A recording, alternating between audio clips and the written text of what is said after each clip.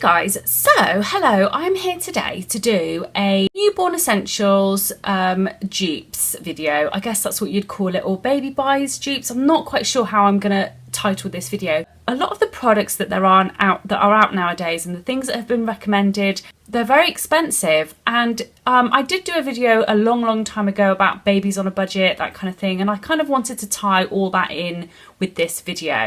So the first thing that I'm going to talk to you about is sleep.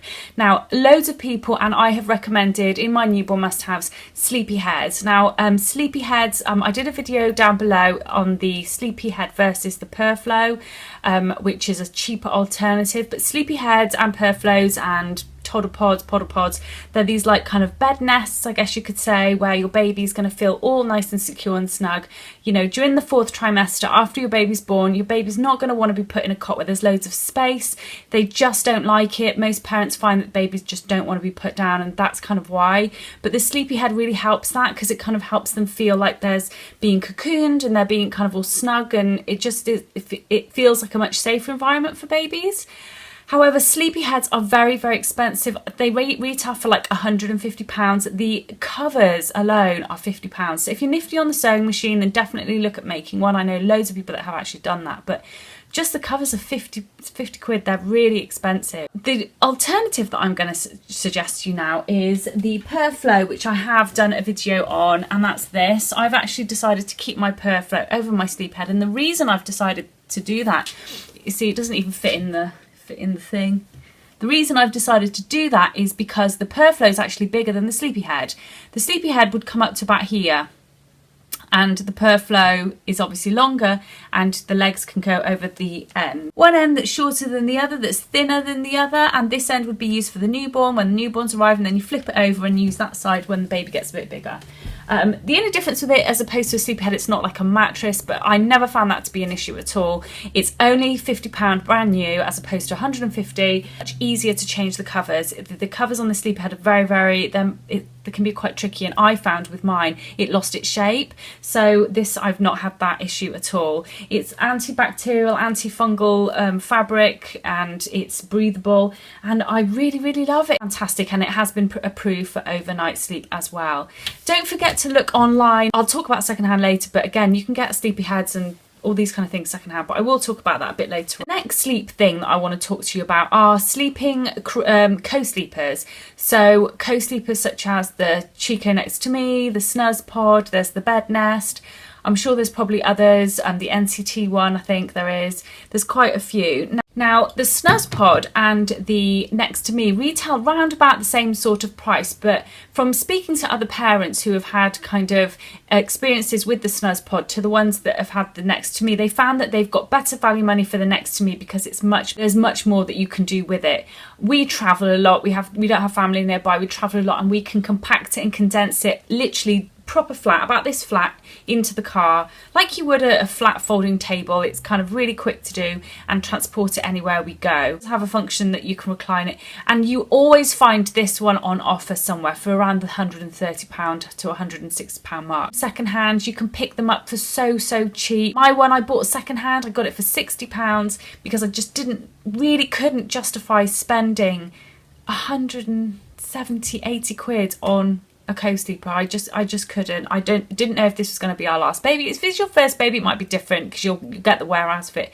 I don't know if this is going to be our last baby or not. So if it was, then I didn't want to go and spend full whack. A lot of people I know, by the stage that I'm at now, by 6 months before then, I in fact have packed this away. I only keep mine up because we're kind of very pro co-sleeping. We're a co-sleeping family, so that's why we have ours up, and we need the extra space. You might want to get yourself a new mattress, and the new mattresses can be purchased quite cheaply online. First time parent, we didn't know whether we were going to get a cot bed or a little cot, and it kind of depends on what you want. But when we got pregnant with Albert, Sebastian was still in the cot bed, and he would still be in it now if it wasn't for the fact that Chris broke it. Cot bed they're big, they're very big. Sebastian was a really tiny baby, so he never filled it out. Even as a toddler, he still had so much room in it. It was a lot bigger. Also, we have limited amount of space, so whilst our room is very large, we can fit the co-sleeper and the cot. The cot is we wouldn't have been able to fit a cot bed into this room. So that was part of a dilemma once Albert had come along. My biggest regret was actually getting a cot bed. I really wish we'd just got a smaller cot for cheaper. We spent an awful lot of money on Sebastian's cot and it really wasn't worth that kind of money. Yes, it looked pretty, but it really wasn't worth that kind of money. I should have just got a cheaper cot and got him and spent out on a really nice toddler bed, which is obviously what he's going to spend more time in. So this time around with Albert, I went with a smaller cot option. Singlass or the Gulliver, I can't remember, one of the two, and I got the mattress, the memory foam mattress, or the foam mattress that comes in IKEA. It's about 25 quid. I got this off a friend for 30 quid. I spent 55 quid for my cot and for my mattress. Dead cheap, dead cheap. Albert's quite a big boy, and as soon as they're sharing rooms, I mean, as long as, well, I don't know how long he's going to be in the cot for. Sebastian was in his cot for just before 2 years, and just before he turned 2, sorry, and then we put him in a toddler bed, and by the time that comes, the boys will probably be in a bunk bed anyway. So at least I know if I keep this, I don't have to kind of store it away, find bigger storage for it than that I did with the toddler bed. That was obviously a lot bigger and a lot longer. It was difficult for us to store. So these are things, again, definitely to think about. But again, cot beds can be purchased secondhand and on sales. We did get ours from Mamas and Papas, and I think it was the oh god, what was it, the Hayworth set. It was something like 350 quid. It was so expensive. It wasn't value for money. We didn't get, I mean, he spent so much time in our bed anyway, and he wasn't really in his room much. That money could have gone so much further if we had just either got a cheaper cot bed. Also, the kind of like Scandi look is in. I really love that. A lot of nurseries that you see that are set up, they're very much using IKEA furniture that's very, very affordable and so incredibly stylish. So definitely look in IKEA for things like cots, and they're always one step of the game, the Scandinavians, I think, when it comes to sleeping and sleep aids. The mattress that Albert's got is really, really spongy and soft and comfortable. He sleeps so much better than Sebastian ever did in his like sprung Mothercare one that was really expensive and the springs kept going. So yeah, definitely look at IKEA for kind of beds, and again, look online, look at secondhand. Means you've just got so much more money left over for other items. Lots of people as well go straight for kind of branded items, such as for sleeping bags and things. They go straight for the Grow company because the Grow is a very reputable company. But you know, Mothercare does kind of cheaper alternatives as well. They do their own versions, and definitely look at those. They're the ones that we've used. They also come in such really, really lovely print. Again, IKEA has loads and loads of sleeping bags at different togs that are so, so beautiful. And the same as TK Maxx. TK Maxx is an amazing place where you can go and get your kind of branded items, such as, you know, I know loads of people that have got the Aiden and Anae muslins there. They've got swaddle blankets there. They've got bottles. They've got all kinds of stuff, changing bags, expensive changing bags there, and they've got them at a fraction of a price. There are some things in the sleep category that you don't necessarily want to scrimp on. So for example, a mattress, ideally you might want to look at getting a new mattress. Again, look at the kind of cheaper places such as IKEA. Sizing usually tends to be their own kind of sizing, if that makes sense. Have a look online. We really like the Clever Mama mattresses that they have, and that's the mattress that Sebastian's got currently in his bed, and they're really, they're kind of like a special foam. I don't know, they don't think they're memory foam, but they come some kind of foam, and they're really, really affordable mattresses as well. And the same with monitors and things like that. We have an Angelcare monitor that is a breathing sensor pad.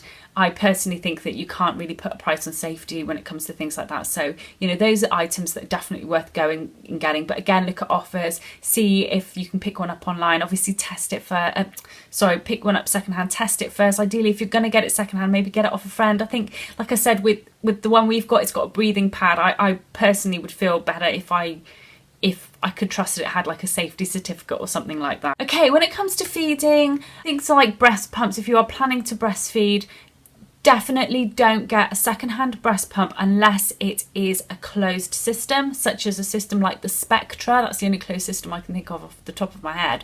But Medela pumps are really, really good. If you're going to get a breast pump, get a proper good breast pump. Don't get like the Tommy Tippy ones or the kind of like Philips Avent ones. They're not very, I mean, they're great, but you want to get a hospital grade, and Medela, Spectra are brands that are hospital grade pumps, so they're very, very good pumps. Medela, however, is not a closed system, so sometimes you can aspirate some of the milk, so that's why you don't want to buy a second-hand pump.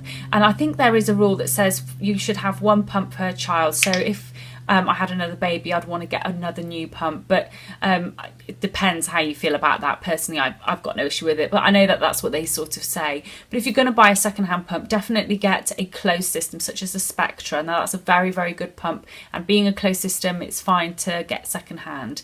And also look at buying the extra kind. If you do buy second-hand, you can buy all the extra bits with it. I know if you do choose to buy a second-hand Medela pump, you can go to Mothercare and buy kind of the new kind of funnel heads, flange heads, new flanges, all sorts, so you don't have to worry about cross-contamination in that respect. There's a big misconception that you need to sterilise breastfeeding equipment. You do not need to sterilise any of your breastfeeding equipment. You don't need to sterilise any of your pumps, your bottles, or anything that you have used purely for breastfeeding.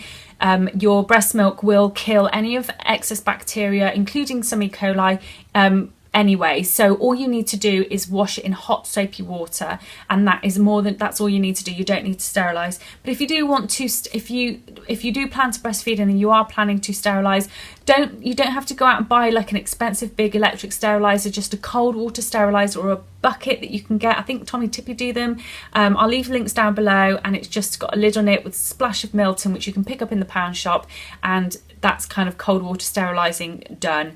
And you know, that's so cheap. The Milton tablets again are so cheap, as opposed to spending 30, 40, 50 quid on an electric steriliser. Also, the MAM bottles, they're really good anti-colic bottles, and they actually self-sterilise, so you can just put like a bit of water, take the bottom at the top and put it in the microwave, and it sterilises, as opposed to having like a separate external steriliser. So they're quite a good bottle to go for if you are looking for kind of not buying like loads of extra bits. When it comes to bathing, there's so much out there on the market at the moment that you can get for bathing, and some of the things are really expensive. Whilst they're probably really good, if you're on a budget, then you might not be wanting to go and spend on a lot of these things that also may not last your baby that much for a long time. Albert's 9 months old, he just sits upright in the bath now. However, all we used for the first, and we did this with Sebastian for the first sort of few months of life, right up until he was sitting up, was I don't even have one on me, but I'll see if I'm going to get a photo, was a foam baby sponge thing. It's like a big sponge in the shape of a body, baby.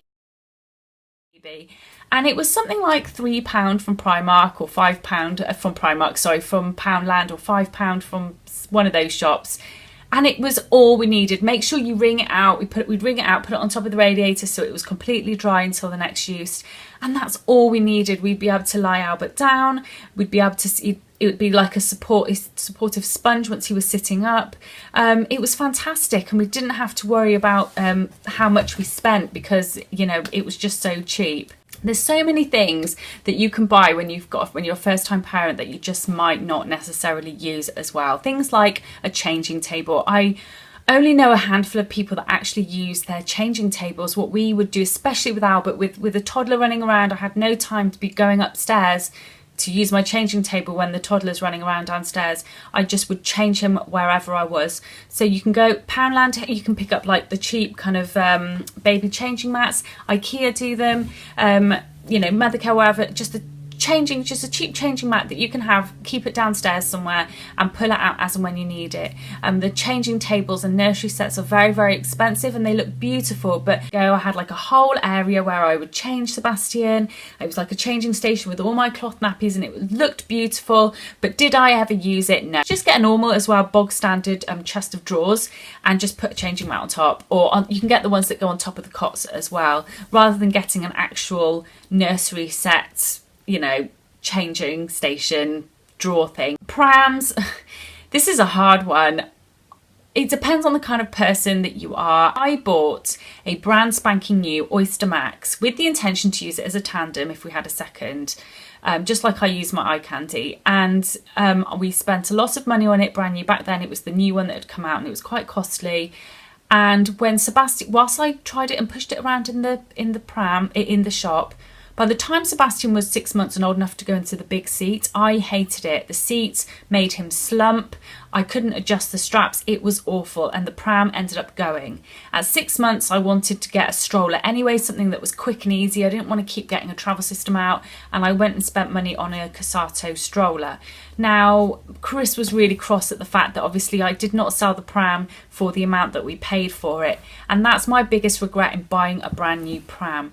It depends on the kind of person you are. Like I said, I'm fickle. I change my mind like the wind, and if I'm only going to have 3 children and there's all this world of prams out there, then I'm going to want to try many prams, and that's just me, that's just who I am. So now I buy my prams secondhand, I do them up really nice, sell them, get another one. That's just the way I am. I haven't done that yet with my eye candy because I love it, but I had planned recently to get a mountain buggy. I'm really looking at getting that next time. If there's a next time. It's my attitude. It was my first baby. I want to get a new pram because it's my first baby, and I kind of wish I didn't do that now. However, if you are spending on much more expensive travel systems, such as things like the Bugaboo Donkey and stuff like that, if you have it and you love it and you really are not interested in other ones, then then yeah, you're going to get your money's worth, definitely. But do look online, look at the kind of ex-display models, look at eBay, places like that, and try out your pram first. Like I said, I loved my pram up until Sebastian was 6 months, and then I hated it. So maybe take an older child with you and try the pram out with an older child in, see what you think, see if you like the straps, that kind of stuff. Slings are just the best thing ever, but if you are looking for an affordable sling but you want to try out first, definitely look at a library or a hire service. There's a hire service online called itsaslingthing.com, and I'll leave that link down below. And there's also sling libraries in most kind of local areas where you can try a sling out first, see how you like it, and if you like it, and you can also get help and support using it, and if you like it, then you can perhaps go on and purchase one. Definitely try them out, because what works for one person may not work for someone else. I think things like stretchy wraps, close caboose work for pretty much everyone, but some structural carriers such as Connector, Ergo, Tula, they don't always work for everyone. So just go try out a library or a hire service and see what you think before you actually buy. It might just be that you want to get a sling for going on holiday, or in my case I once got a connector UV. You can get like a UV connector, and I got it just for a holiday. I hired it just for that holiday because I knew it was going to be really sunny, but I also knew I didn't have a need for it or want it when I came home. So the sling libraries and hire services are also very, very good for things like that. Obviously, I'm going to suggest cloth nappies if nappies is something that's going to cost you the earth. Cloth nappies will save you up to £1,000 per 2 years on nappies. That is honestly how much they will save you. I've got a lot of videos on cloth nappies. I'll leave them linked down below. We're not using that many cloth nappy systems now because of our life. I'm parenting alone a lot of the time, and I have 2 children now, and whilst I don't actually find that cloth nappies are a hassle when it comes to laundry, I just find it quicker and easier for me to, I'm always on the go, so just quicker and easier for me to use disposables. That's just the way it works for me. But when we're at home, we do use cloth, and I find it just saves so much room in the bin and so much money. Again, cloth isn't for everyone, and I respect that, but if that's something that you are looking at doing, it will save you a massive amount of money. There are cloth libraries just like there are sling libraries around, cloth nappy services and things, definitely worth looking into. Go on Facebook, the pre-loved Facebook pages, the cloth nappy pages on there, get lots of advice, watch lots of YouTube videos, because a bit like clothes, I might fit well in Primark, you might not. Babies are the same, different shapes suit different things, and different babies are heavier wetters than others. So do your research before you go out and buy like a big set of them, because some things may not work for others. But again, I'll leave the link down below to my cloth nappy videos, but cloth nappies definitely are a huge money saver.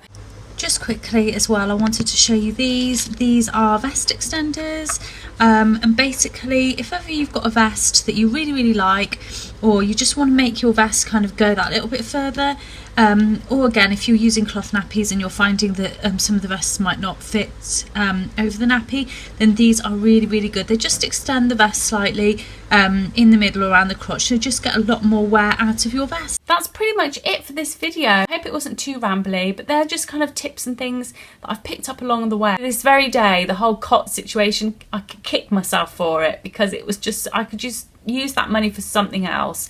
And that's just me. It doesn't matter how much money I've got, how rich I am. I think it's just in me to be really frugal, to be really money savvy. That's just how I am. And so I just felt like I wanted to share these tips with you, because as a result, I've saved so much money. Times are changing, you know, like I said, we've got shops like IKEA where you can get so much lovely stuff, beautiful toys there for really affordable prices. There you go, that's all I have to say. If you like this video, please like, and I'd love it if you subscribed. Please click the subscribe button. If you are on Instagram, please follow my Instagram because I have lots of stuff on there. Please click in the description bar for all the information, and I shall see you guys soon. Bye.